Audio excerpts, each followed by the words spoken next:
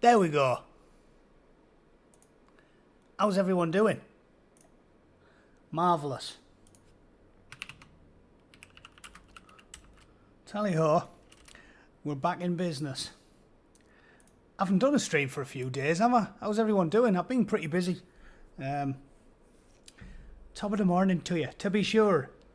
I can only do terrorist accent if I do Irish. You know, they've got like a nice soft lilt in the south. Up north, I can do Jerry Adams Irish. Can't do actual Irish. No sound. Fuck off. Really? No. Looks like it's working. Yeah. Don't wind me up. I'm not the most tech savvy fella you're gonna fucking see. So then, I haven't got that much to talk about, to be honest. I sort of did this on a whim because I had nothing on today. I was doing a lot of shit the last few days, and I realised yesterday afternoon, I was like, oh, fuck, I haven't got much on tomorrow, so I can do a live stream. Doesn't take long when you're a man who talks as much shit as me to just, you know, click on a few things on Twitter and you've got plenty to talk about. First things first, there's a funny meme I found. Give me liberty or give me death, unless there's a virus with a 99% recovery rate, in which case, strip me of my freedoms, my job, my constitutional rights, and put me under house arrest. It's funny because it's true, isn't it? It really does fascinate me.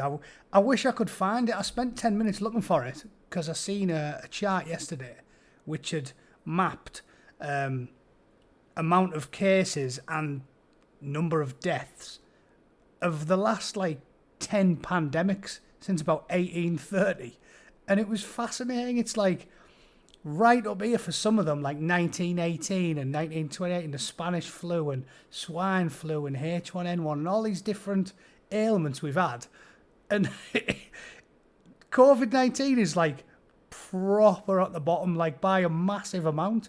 And I just thought we have gone mad, haven't we? I think, you know, it's linked to what I was talking about with Chris Thrall that time. Do you remember when I was doing a chat with Chris Thrall and I was talking to him about how, like, have I got a link? Yeah, it's on Twitter. Here you go. I was talking to Chris Thrall about it when I was talking about, it was Toby Young shared it. I was discussing it with him about the Chinese, and I was saying how what it is, right? This is my theory for why we've gone the way we have. Let me just change that a bit. I don't like the fucking size of my window. Okay, that'll do. You see that all right? Chat's on. Yeah, fuck it, that'll do. I was talking to Chris Thrall about it, and I was saying to him, like, I honestly feel as if the primary reason for this is that, like, we've had it too good for too long, haven't we? All right, Richard, how are you doing?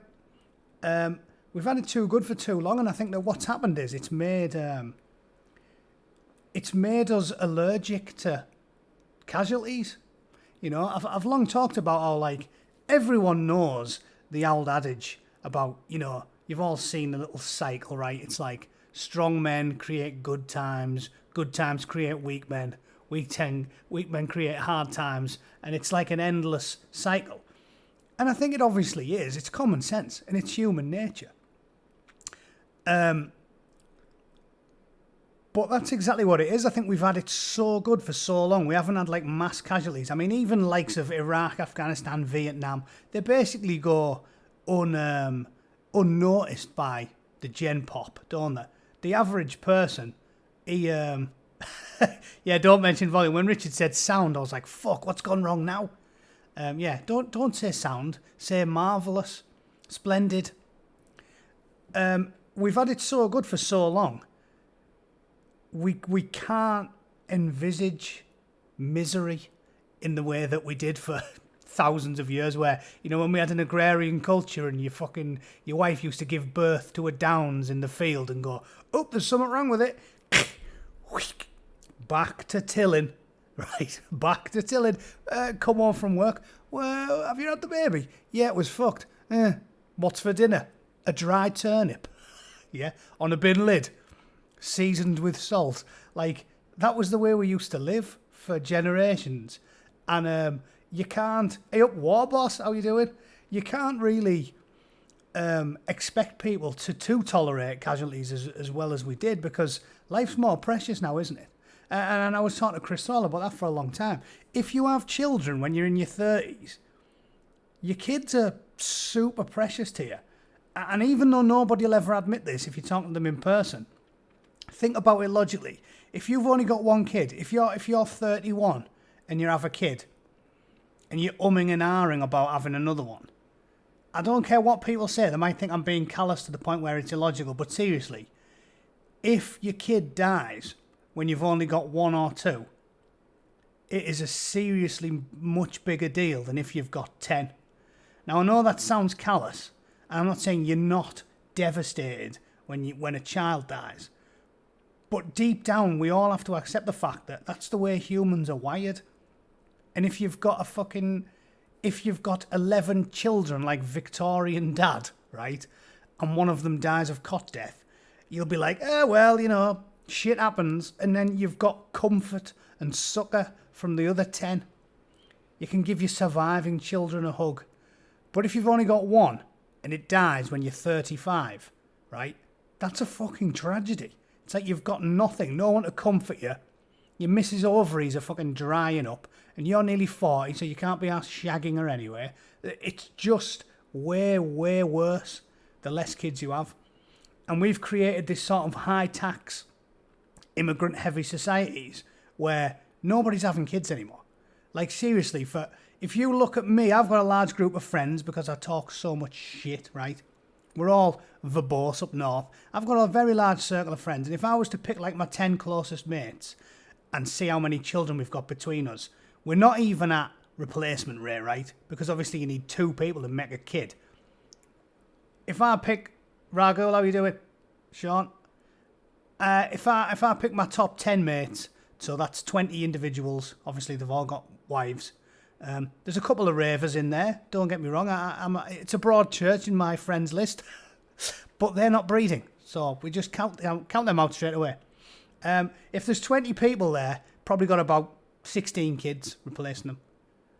We're not even replacing ourselves, so children are a very rare commodity. I'm 30 and I've got 4. Well, you're obviously from fucking Middlesbrough or somewhere. Middlesbrough, the women have evolved to go through menopause when they're about 15 because they start fucking them so early. Their ovaries are snap, crapple and pop when they get to about 15. Got to start young in the borough, right? Everyone's got loads of kids. And again, that's the society we've created, which is another bad thing. Blackpool, bit of a rum town, innit? That's another bad thing about what's gone wrong with our societies, isn't it? Because I've said this loads of times. We pay scum to breed like... Holly didn't get... No one gets notifications, Holly.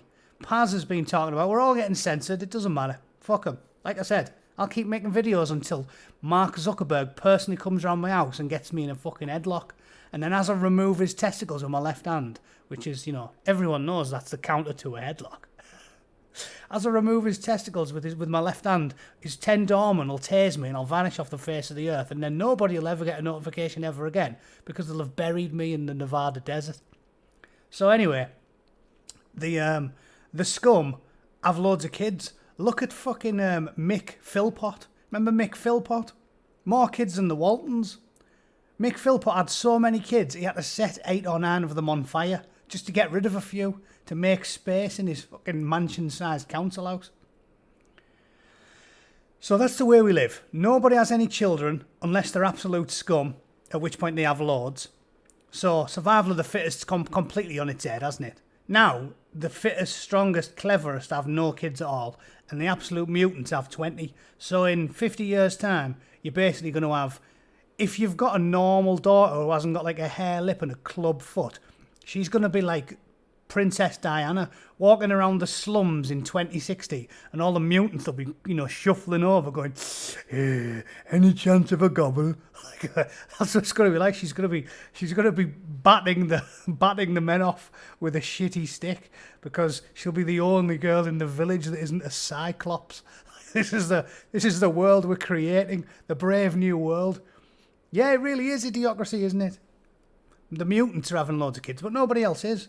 So back to my original point. If you've hardly got any kids, it's a big deal. Big deal when something happens to them. So we just value life too much. And we're not going to be able to fucking win, are we? We're not going to be able to win a conflict if they can just keep on pushing men into the meat grinder. Like, if we have a scrap with China or India, we're fucked, aren't we? They'll just keep on pushing men into the meat grinder and we'll be like, oh, you can't send anyone to war. We just need to hope Silicon Valley gets squared away and we can use robots. Because if it involves people, we haven't got the will to fight. It's gone completely. You learn a lot about warfare, you know, doing my old job. And there's numerous psychological aspects that need to be in place if you want to win a war. And the will to fight, we don't have it. We don't have it anymore. So we're fucked. We are Tommy Ducked if we get into any chew with one of these high population, numerous children, poor countries now, because they do not care. The Chinese will just go, fucking shovel another 100 million men into the meat grinder and we'll be going, whoa, hang on. It's so obvious, isn't it? So I think that's why we've done what we've done. We've wrecked the economy, ruined lives, stripped our shelves bare purely because we were afraid of a very, very milquetoast virus. But yeah, robots is going to be the only way forward, isn't it? So, and by the way, my uncle and my aunt, I rang them today because my dad told me they had coronavirus, and they both had it. They're both in the 60s. They're both not particularly in good nick, but they're not like fat and they're not diabetic. And they told me, I swear down, it didn't do anything to me. Both of them said no symptoms at all, other than a slight loss of taste and smell. But he said no cough, no headaches, no nothing. It's like so it does seem to me, honestly, it does seem like we've done this because people that were fucked anyway. Like, if you're morbidly obese, diabetic, or you've got cancer or fucking Parkinson's and Alzheimer's and all these different ailments, then it might kill you, but you probably only got 3 months left anyway. But it does seem like basically if you're fit, it's not even as dangerous as the Spanish flu. And look what we've done. Look what we didn't fuck the world up for the Spanish flu, did we? It's not as dangerous as swine flu. It does seem like we've dropped a massive bollock. And I'll just put my hand up and say, by the way, I've been saying that since fucking March, because I was just copying Peter Hitchens and he seemed to make the most sense. So, prove me right.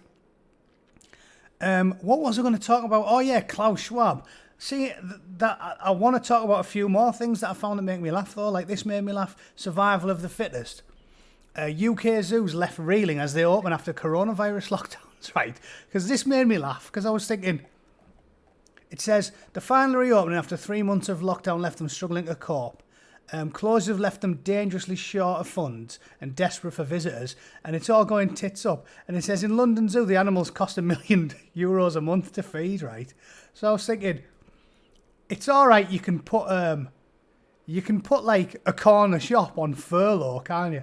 You can put like WH Smith's on lockdown, but you can't put a fucking panda on lockdown, can you?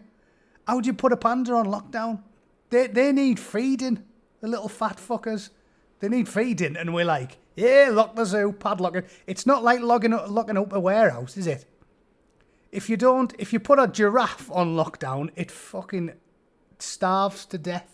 So it baffles me that we've thought this is again, if you just do any sort of remote risk assessment on the pros and cons of a lockdown, you've got to see that not only are we going to kill 500 million people, 500,000 people in Britain with like cancer, heart disease, prostate cancer, depression, suicide, drug addiction, fucking wife beating, non-stop kids, they're not going to school and eating, that's 9. Economy's in ruins, fucking deprivation. Like, honestly, I could reel them off. We're probably going to kill 500,000 people with a lockdown for a virus that doesn't even fuck healthy people. And you can add to that list that I've just reeled off, we fucked the pandas as well, yeah? So we could just keep going. Cancer, heart disease, stroke, diabetes, pandas. Like, there's one from left field. Throw a few fucking dead pandas into the mix. How bad is it? And pandas need all the help you can get, right? Have you seen pandas won't even shag each other? Even a panda won't shag another panda. They have to show them panda pornography and give them panda Viagra because the fat lazy bastards won't have sex with each other and they're going to go extinct and we're fucking them because of coronavirus as well. So add pandas and giraffes to your list of shit. Regards eating them, whoever said that, I've been saying that for ages. In Edinburgh, the Scots are going to go with peak woke communism. So they're going to end up eating all the animals in Edinburgh Zoo.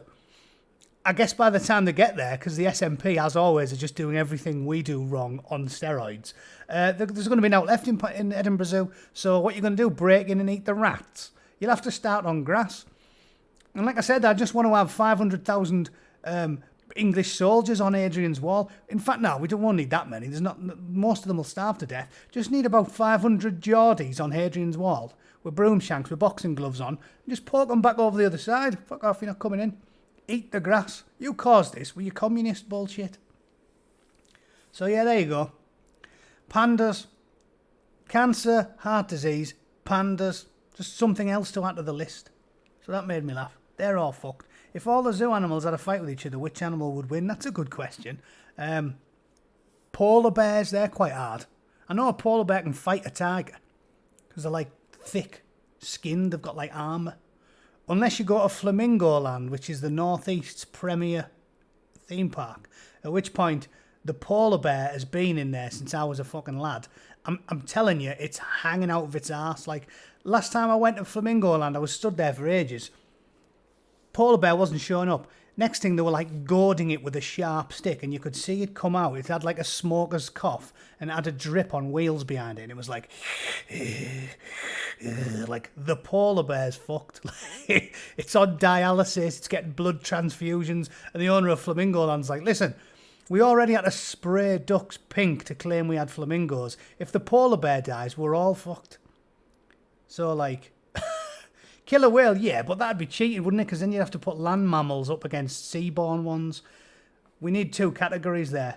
The killer whale would probably win in the Oggin, but the polar bear would probably win on the land.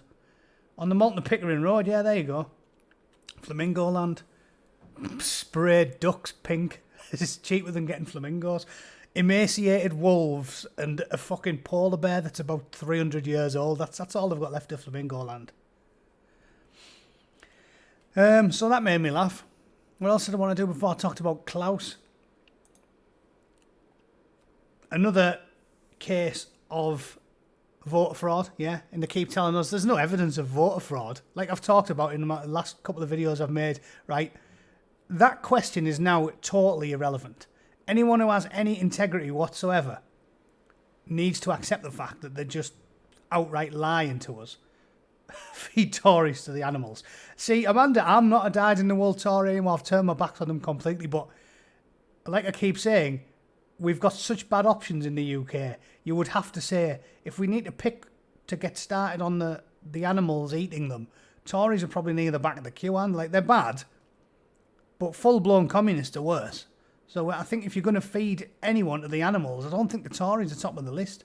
They're way down the chain. Honey badgers are hard, but they're only little. Like, it'd fight a polar bear, but a polar bear just bite its face off. So regarding voter fraud, can everyone just stop saying there's no evidence now? We've actually had people charged, like I made the point last time. Not just arrested, but charged. So can we stop talking about it now like it's not happening? The only question needs to be, was there enough voter fraud to alter the outcome of the election? The question is not, was there voter fraud? Because there's about 50,000 cases of it. Right? There's been absolutely loads of it.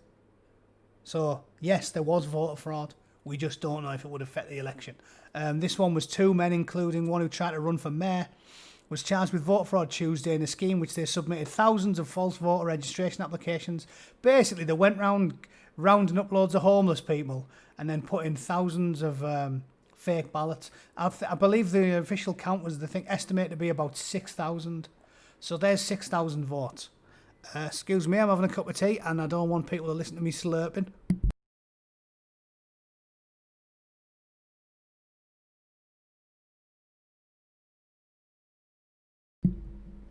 There we go. Got to wet my whistle. when you talk at such great speed, it takes a lot out of your voice box. So that one's done. Definitely voter fraud has happened. Would it alter the election? That's the only question that needs to be asked now. So anyone running a story, like I said, if the BBC want to have any integrity, they should just say, here are what we know about voter fraud. Here's all of the documented occasions of voter fraud. But was it enough to alter the election? Probably not. They could say that. But they can't say there definitely was no vote fraud or there was no evidence of vote fraud, because people are being charged. They're not just being arrested, they're being charged. So yes, there was voter fraud. Case fucking closed. Jeff, Durham, welcome. Cathedrals and smack. That's what Durham's famous for. There was a story on The Guardian about the UK government misrepresenting COVID projections. Obviously. Is that a story now as well? The UK Statistics Authority has rebuked the government over its lack of transparency around projected COVID-19 deaths. No fucking shit. Again, these things are only news for the Joe public who doesn't really pay attention. Because how many times have we read stories about this? We know they misrepresented COVID schemes projections. We knew this weeks ago. Yes, they misrepresented COVID projections. Yes, there's meeting minutes of them saying we need to scare people more. We need to scare everyone to get them to fucking join in. What was I saying 3 months ago, 6 months ago? Yes, they're doing it. We've caught them doing it. This isn't even news now. The Guardian, for some reason, are reporting it now. It's like Friday, November 6th. What do you mean? We knew about this 6 months ago. Yeah, they're on record. They lied. They did it on purpose. And people like Peter Hitchens were saying, yeah, but if you lie, you can't take the lie back, so watch what you're doing. Like I keep saying, because I'm a conservative in that respect. Keep things the same. Don't change everything. Clever people were saying, whoa, don't change everything. Don't just start fucking doing it, because once it's out the bottle, you can't put it back in. So we know they lied. 100% fact. The problem now is putting the lie away, making the public forget about the lie when we need to get everyone spending again, We've spent months fucking terrifying people with false statistics. Oswald shot JFK, conspiracy theory, that one. I don't know about that one. Looks like it, but we have to see, don't we? What else? You still have to wear a mask when you've had a vaccination. That's really... So what's the point of fucking vaccination? Again, I told you I got pissed off in the gyms out here because they make you wear the mask and they distance them. So there's like 10 running machines in a line and you can literally only get on 3 of them because they've kicked the arse out with the spacing. It's like running machine, taped off, running machine. I was like, fuck me, do we have to be 18 yards away from each other? I thought they said it was only 5 or 6 feet. And they make you do the distance and wear the mask. I'm like, do one or the other. If the masks fucking work, make us wear the masks. If distancing works, make us do distancing. But you don't have to do, what we're going to do, distancing, masks and a vaccine. Fuck me. For a virus that doesn't kill my aunt and uncle, the fact they're both pretty ill and they're in the 60s. What do you mean I need to do distancing, masking and vaccines? What's next? Distancing, masking, vaccine, and you have to pull a giant human-sized condom over, starting at your fucking head and end at your toes. You just walk around in a bubble. Fuck me. It's crazy. Yeah, Peter Hitchens. I'm not particularly astute. I just read papers and listen to and read Peter Hitchens' column, and I copied off him. He's the one who fucking called it all, and I just copied him. That's why I'm a skeptic. It's not because I'm particularly intelligent. I just copied Peter Hitchens, because of everything I read, he seemed the most reasonable and logical. Just like I said, looking at the past casualties from other pandemics, there does seem to be no logical reason for this. Are you okay? Alright. Theresa, half human and half scout. Scout is classed as human, just very, very thievy humans. So that's total bollocks. We know they did that. SNP, I want to slag them off for a bit, because I always do, because they're communists. Fatty and Blackfoot, who's got more chins than the Chinese phone book and an head like a fucking wheelie bin. He's obviously the worst one on the expenses. With Labour MPs coming second in the highest total of expenses claims, the SNP have topped the list. Unbelievable. Isn't it annoying if you're Scottish? Like, everyone says the Scots are tight. These just prove them right. Like, the most bent, the most corrupt, and the most tight bastards are the Scottish socialists. The ones who go on about, oh yeah, the greed of the world. Like I've talked to you guys about before. Whenever I know lots of socialists, because I'm from Middlesbrough, I know 2 or 3 lads that I'm pretty good mates with. The ones that have died in the wool socialists are the tightest bastards ever. That's why they're obsessed with money. Socialists are obsessed with money. Capitalist types, you know, they're the ones who'll get you a pint in when you go to the bar. Socialists are the tightest fuckers ever because they're obsessed with money. Obsessed with stealing money off the betters. So, of course, the communist Scottish socialist fuckers are the tightest bunch of bastards ever. Look at look, here's the highest claiming MPs. This is between 1st of June and 31st of May. Brendan O'Hara, top SNP, 96 grand. Drew Hendry, second, 94 grand. Ian Blackford, third, 90 grand. Lisa Cameron, fourth, 89 grand. Top 4 all, SNP. Of course they are. Of course they are. Because communists are obsessed with money. Alistair Carmichael, so the top 5 are liberal. Well, they're not liberal, they're illiberal. Illiberal communist types. Fucking top 5. 6th place, a wanker Tory from Thirsk and Malton, Kevin Ollenrake. It's disgraceful. 88 grand. 88 grand. Their salary is ample. The only thing we should give them money for is, and I'm being generous, give them the train tickets. Diane Abbott spends more on fucking Twixes than I spend on regular food. Yeah, £1.5 a week in expenses is unbelievable. We know they're taking the piss. We know, and we don't do anything about it. We should literally be burning them out of the fucking Houses of Parliament at this point.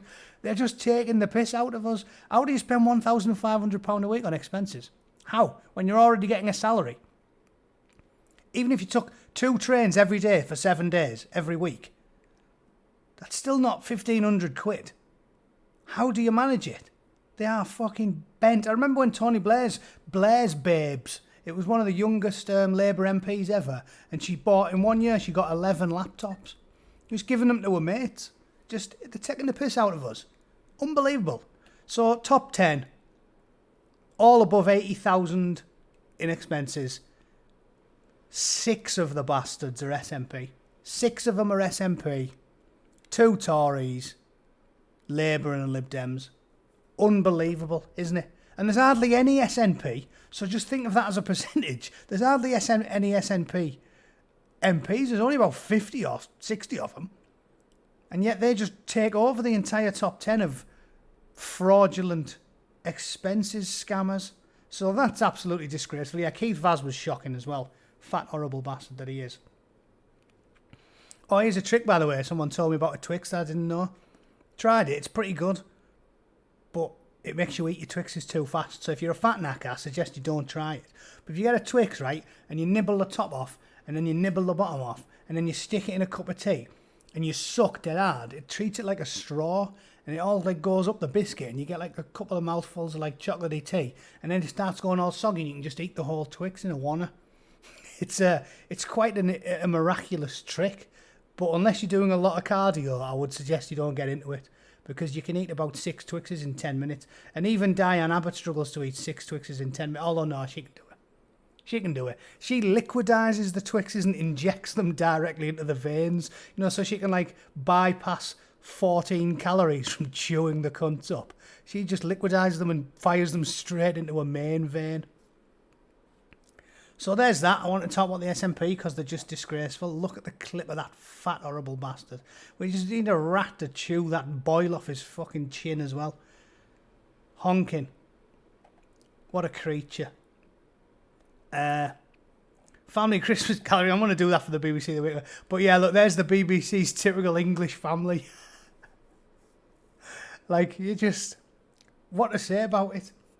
If you were an alien and you've seen the BBC News, you would assume that the UK was in Africa, wouldn't you?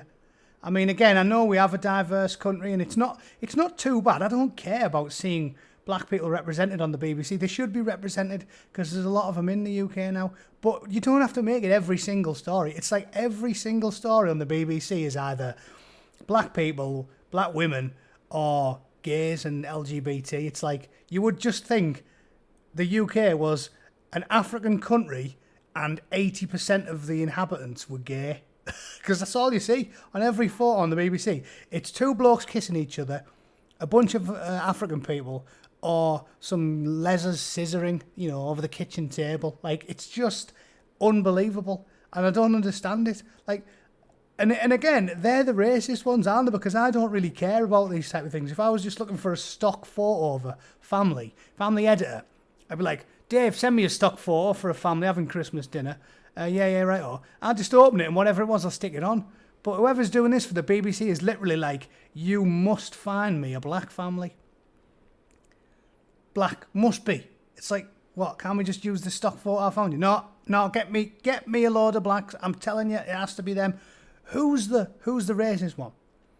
And I told you, you can see that they've done it for decades. Because I remember watching CBeebies years ago, and it was like, honestly, one of them only had one arm.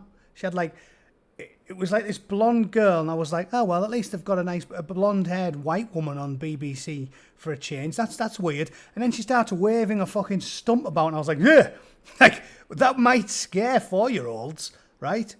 And obviously, I've got no problem with. Why would anyone have a problem? This is what the lefties don't understand. Why would anyone have a problem with someone who just happens to be black? Again, it doesn't.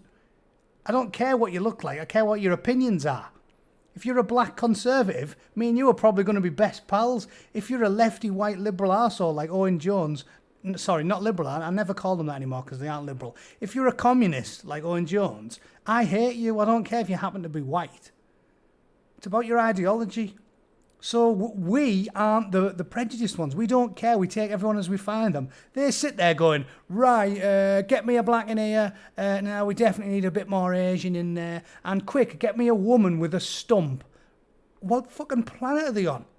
Normal people. I don't care what you look like. I don't care about your disabilities. All I care about your thoughts and your heart. And they're going, nope, need more disabled and wheel them in. Get me some mongoloids in here. Oh, and that needs more black. Quick, grab me an Asian. It's like, they are mental. They're mental that they think they're the liberal ones, these people. Like, they're off it. I do not understand how they have the self-awareness of a goldfish in a hijab. They don't know what's going on. And they sit there going, oh yeah, look at those right-wingers. It's like, do you think Cami Badenoch and all the other Conservative MPs, Priti Patel, you know, they don't like them, do they? They're different ethnicities, but they don't like them. That's when they show the true colours. They don't really care about anything other than their fucked up, warped ideology. And they try to pretend like they're the tolerant liberal ones. They aren't. The centrists and the Conservatives in this day and age are the tolerant liberal ones. The lefties are just crazy, scary weirdos with an head full of sawdust and a toxic ideology that just puts everyone into a category. Mega bigoted and weird. Thumbs up to confuse the algorithm. Well, everyone asks for thumbs up. If you want to confuse the algorithm, thumb it down. Say, this is shit. No, it's brilliant. That'll confuse them. Like 500 downvotes and then 500 upvotes. Maybe that'll confuse them. Paz and Rev are having a chow off YouTube. Yeah, I've been talking to Paz. I sent him an email and said we'll have to do a chat one of these days. There's nothing cheers soldiers up more than sitting and dripping. So, yeah, that might be good for us, but we'll see what happens. I'll try and square it away. Oh, yeah, I did see the German doctor that got arrested on YouTube. That was fucking mad, that. If anyone didn't see that. How stereotypically German, eh?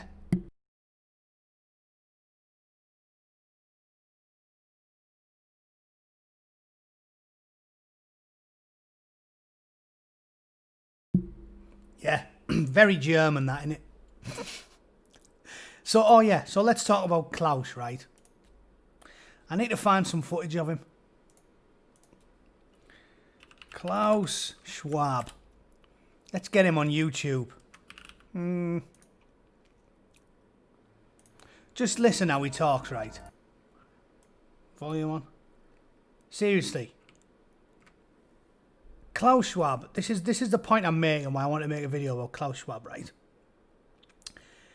If you're gonna start proving the conspiracy theorists right, and you're gonna start talking in open about one new world orders and fucking the Great Reset, right? Again, I'm not a conspiracy theory. I never have a theorist. I never have been. But seriously, if you're gonna start doing this stuff, think of the optics. Don't put a scary, baldy German billionaire. A German, first of all, first mistake. Don't pick a fucking German. The country everyone associates with freedom is like America. Get like a jocular, middle-aged American woman to present it. Get like Roseanne Barr in to do it. Don't get this fucker, because just listen to him when he talks. It will not only change how we communicate, how we produce, how we consume, it will change actually us, our own identity, and of course gives life to such policies and developments like smart traffic, smart government, smart cities. Yeah, so they're already scared of these people like running the world, and they go, right, who's the scariest blokes who people don't want running the world? And not even just in England, right? It's not our prejudice. It's like most of the world. If you think insane one bollock dictator, you think the fucking Germans. Like, if you had to just pick, who don't you want running everything? People would go, the Germans. So they go, let's get a scary, balding, elderly German billionaire with a really strong accent. So he's there on TV going, we must make the Great Reset a reality. And he's like, the smart government, the smart car, the smartphone, the smart... Basically saying, monitor everything and everyone. We know absolutely everything you do, all the time. And here is a terrifying German with a very strong accent to tell you all about it. You can't make it up, can you? You couldn't make it up. Like, it's just these fucking elites. Again, elites. Weird we use the term when they're shit at everything. Elites. It's like calling the elite SAS. Like, if all of them were like morbidly obese midgets, like, no, elite's meant to mean good. It's not meant to be totally useless and have no humanity or common sense whatsoever. If I was in charge and I'm not an elite, I'd be like, hang on lads, shouldn't we get a little fat, non-menacing American comedian or something to host it? Do that. Like I said, I thought of Roseanne Barr because I like Roseanne Barr. I think she's quite like charming. She makes me laugh. She seems friendly, the type of woman you'd like to have a pint with. Get her to fucking present it. Don't get the scary German billionaire with a strong accent to do it. I mean, these people have got no fucking idea. It's just basic optics. Let's listen to him anyway. What we will see is that everything will be integrated into an ecosystem driven by big data and driven by big data? Oh yeah, definitely sounds good, that, mate. Yeah, the whole world for the last year has been crying out. You know what? Everyone should have more of our data. Everyone should have much more of our information shared with the world. Sharks with you. We need sharks with fucking laser beams on them. By close cooperation also of governments with business, civil society. Close cooperation with government. So yeah, so you're just telling us in a broad German accent, you want complete control of the whole world. Every government has to work together and they all have to collect all your data along with big business and they have to share all the data with everyone and definitely won't cause any problems and no one's got any anxiety about that. And the best person to do it is a big fucking German in a suit and a strong accent, yeah? That's definitely the best, the best person to do it. Yeah, Klaus can fuck off. Klaus is selling a product I ain't interested in buying. So that's just the point I wanted to make. The elites, they're not elite. They're totally fucking useless. Get Snoop Doggy Dogg to fucking front the video. Common sense. Get someone who people aren't going to go, fucking hell. It's ridiculous. And this is the point I keep making, right, about why optics is so important. I consider myself to be something of a blue-collar intellectual. I might swear a lot and be somewhat crass, but it's all part of the comedy persona. The short version is, I'm well-read and I enjoy reading. It's a passion. So I like to try and really get into the weeds with all these things. But what these people don't understand is the general public doesn't. And I'm not saying I'm cleverer than the average Joe, but it is a bit of a hobby. A lot of people's hobby isn't current affairs, politics, and reading the news, reading 4 or 5 newspapers every day. So when you're trying to push public policy, anyone who's not a moron should know that you need to paint with very broad brushes and you need to make it as simplistic and as obvious as possible. You don't get into the weeds, you just give them the really big picture. So instead of trying to... So I don't think that there's some grand conspiracy and they're all super evil. I think they are simply powerful, wealthy people who... 2 reasons. First of all, they do this as a way of virtue signalling, which is definitely a thing. Like I've told you, I don't believe for a second that all these people out here in LA with $20 million houses and fucking 10-figure bank accounts, I don't believe they're all voting for Bernie Sanders. They all say they're voting for Bernie Sanders because it makes them look good.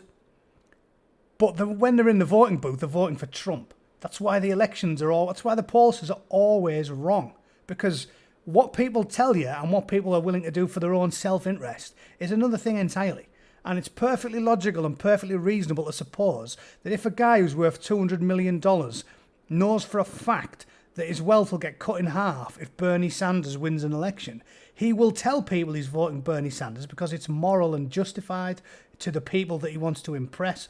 But when he's in the voting booth, he is not going to do it. He's going to vote for Trump. So I'm not having a go at him. Perfectly understandable. The most human need, desire ever is to protect yourself, self-interest.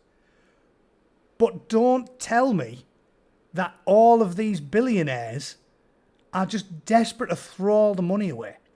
Large amounts of them are doing it to virtue signal, and they are doing the exact opposite in private. So that's the first aspect of the conspiracy theory I don't agree with. I don't think that they're all inherently super evil and they just have some grand fucking Alex Jones style plan. I think 50% of it is just virtue signalling, thinking it makes them look moral when they don't pay the taxes, and they never do and they never will. And the second point is that the ones that are, let's say George Soros. Let's say George Soros really is trying to make the world better.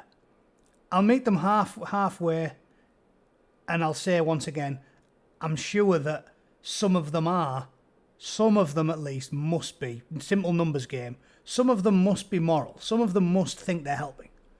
But this is what I keep telling people, right? I'm not right-wing, I'm centrist, I'm very socially liberal. But what you have to understand is, right, nobody in human history has ever voted against the self-interest. These people who claim to be ultra far left, I want to give 80% of my money away, they aren't all being honest. They're going to be doing the opposite when they're in private because they would be working against their own self-interest.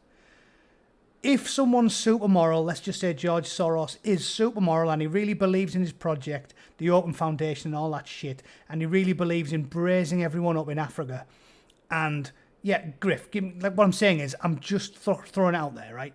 I'm doing the opposite, like I always do, of what people expect from people who vote Conservative, right? I'm trying to meet them, not just halfway, I'm trying to give them as much space as I can, right? Let's just say George Soros, the conspiracy theories are wrong. He isn't really a fucking lunatic. He really does want to make the world better, right? Let's just say he does. Even if that's true, it's still myopic and it's still wrong. Because like I keep talking about, these elites don't think of the big picture. The big picture is, of course, someone who's born and raised in the Horn of Africa, someone who's had a lifetime of poverty and misery and hunger, someone born and raised in fucking Uganda or pick one of the worst countries, Haiti or somewhere. These people of course their life has been objectively worse than people who were from Middlesbrough, right? Middlesbrough, as we all know, I'll have to find something about Middlesbrough just to make my point. Middlesbrough, worst town. Always comes up.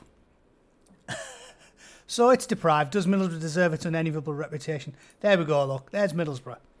Inside, there's too many fucking adverts on these bastard websites now. Cancel.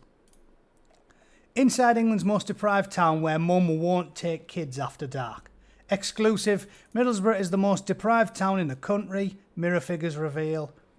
Ranking poorly for crime and antisocial behaviour, unemployment and unhealthiness, right? So, I do love that borough. Whenever I'm talking to Americans and I tell them that Middlesbrough's a rough town, they go, it can't be that bad. And I'm just like, Google Middlesbrough and see what you fucking get. Every year there's something. This is from 2019. If you're born and raised in Middlesbrough, you spent your whole life there, of course, objectively, your life is better than someone who's born and raised in Somalia, right? It is. Objectively, we can say that. And this is what I'm thinking George Soros is thinking. The cold objectivity is just going, right. Hiya, Richard. All right, mate. He's going, they think they're hard off in Middlesbrough, but they're not. They're not hard off. They're hard off in Haiti. They're hard off in Somalia. So we will divert all of our resources and do less for the people of Middlesbrough to raise the people in Somalia and Haiti. But humans don't work that way, which is the point I keep making.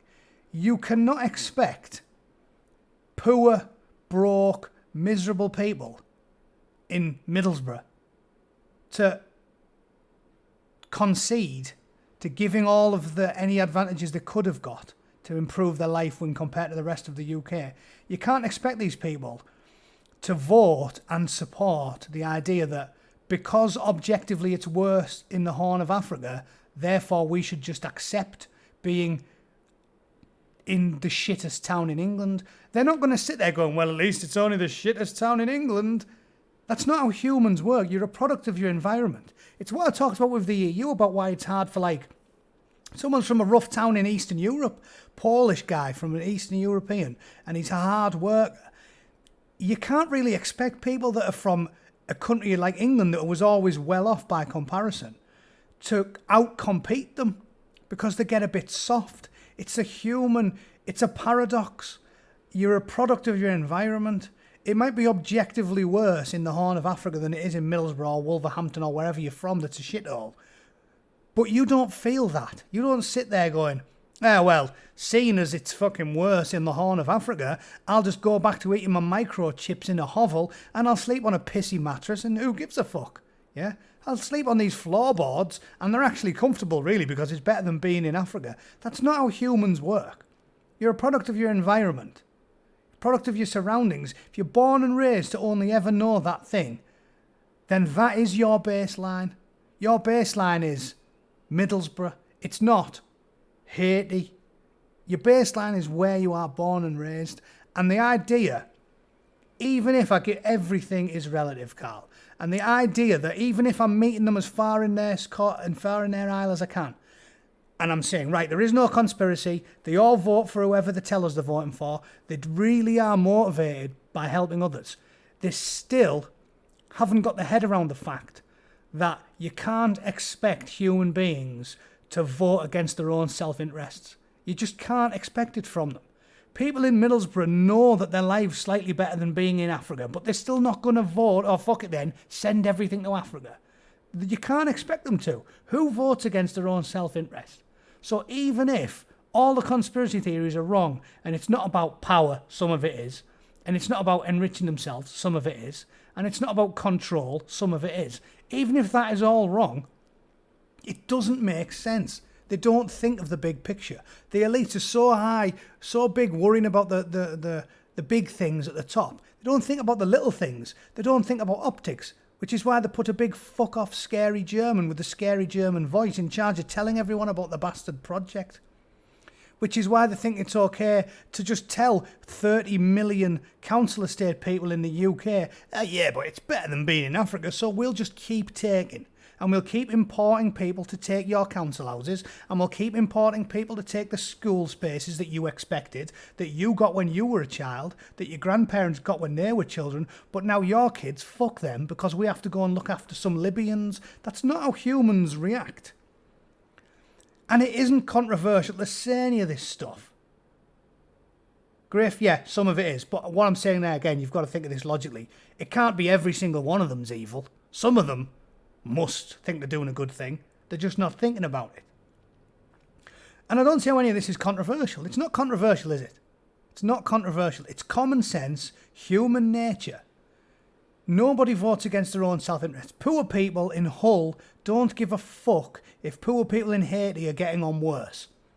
They're still living in shit. And in some ways, it's worse for them because they live next to the rich people. So at least if you're in a country where it's fucking shit, you don't have to look across the fucking freeway, the motorway, and see some twat in a Rolls Royce. You've got the worst comparison if you're poor. And it's not far right at all. I refute that completely. It's normal milquetoast, centrist conservatism. Keep things the way they are, change things very gradually, have a process, immigration, have a process, foreign aid, have a process, make it reasonable and logical, and you can sell it to the general public. We'll say, as long as it's not going to totally fuck us, we don't mind sending a bit of money India's way. As long as it's not going to totally fuck us, we don't mind sending a bit of money Africa's way. We don't mind taking a few immigrants every fucking year. But when they just do what they're doing now, which is all in or fuck all, people just go, well, if you're going to make me pick, I pick fuck all. Because nobody's voting against their own self-interest.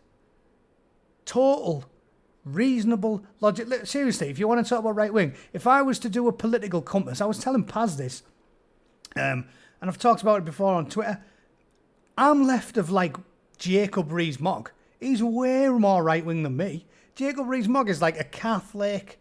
He's like against abortion. He's against gay marriage. He's way more right-wing than I am. And he is an elected official as reasonable and he's due all respect as should be given to members of the state. If he visits France, they put him up and they treat him with respect and they give him every fucking opportunity to make his case because he is an elected official.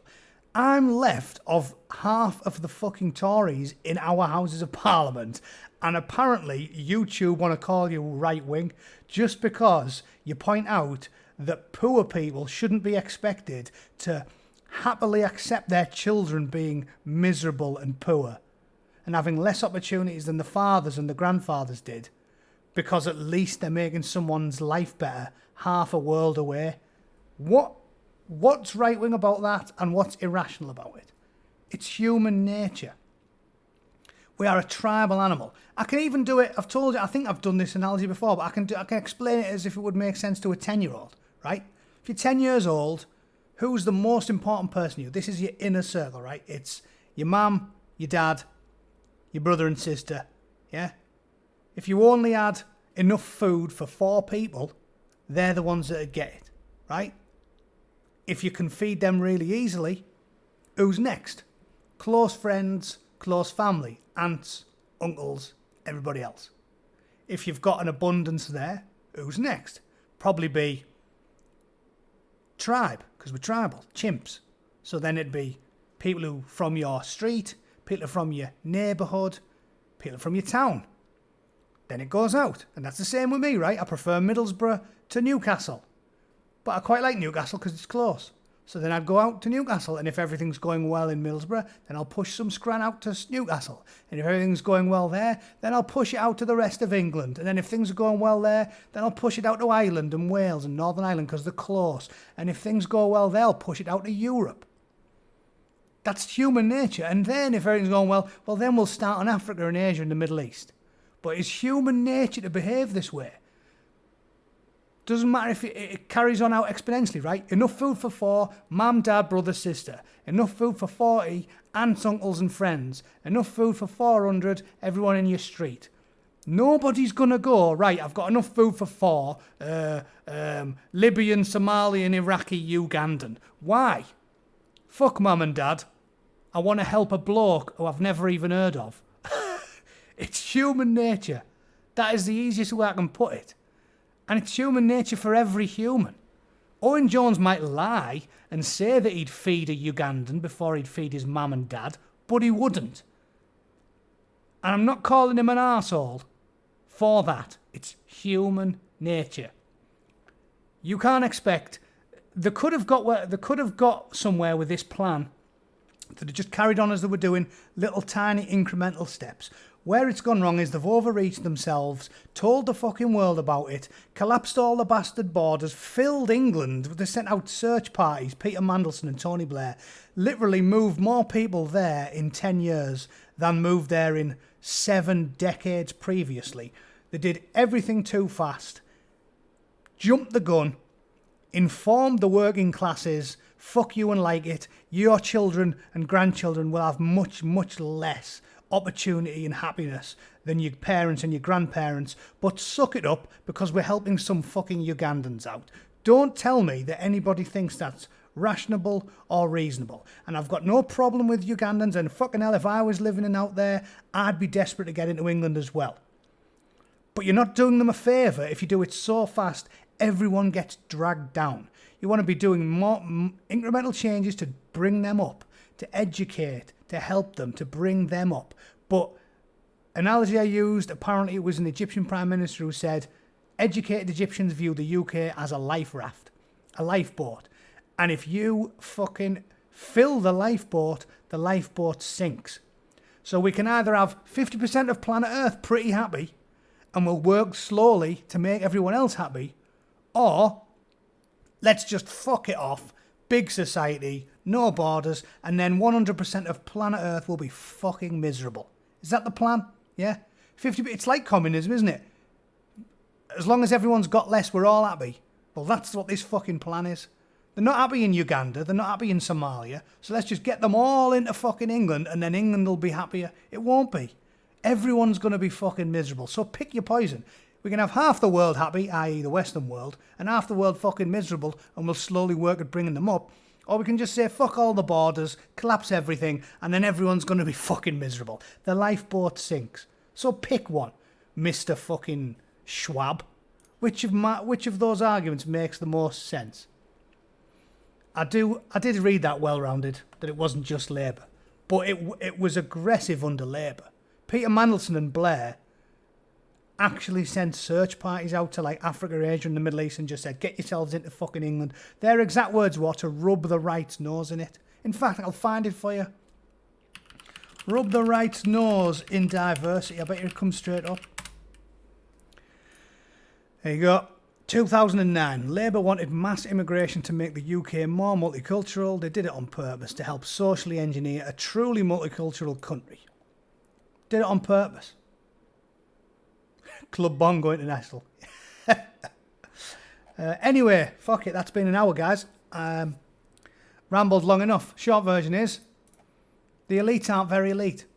If he's elite, fucking the TA is elite. Andy McNabb, step aside. I want a little fat fucker from the TA to come, yeah? They're not elite. They might be good at social engineering, but they don't think about the little things. They don't think about optics. They don't think about common sense. They don't think about slow and steady wins the race. They don't have any common sense. They've jumped the gun too early, and everything's going to go tits up because you're going to get a massive public backlash from centre-left, milquetoast, socially liberal wankers like me. You're going to start going, well, if you're going to force me to pick, fuck you. All or nothing, I pick nothing. Suck my fucking plums, Klaus. So there you go. Done. Guys, thanks for listening. As always, I'll hopefully get a chat with somebody more interesting over the next few days because I haven't got much on this weekend. But I'm done. That's today's live stream. That was the Angry Bootneck. Thanks for listening. Like and share the fucker. It's free, you tight bastards. And I'll see you all again very, very soon. All right? Cheers, guys. Thanks.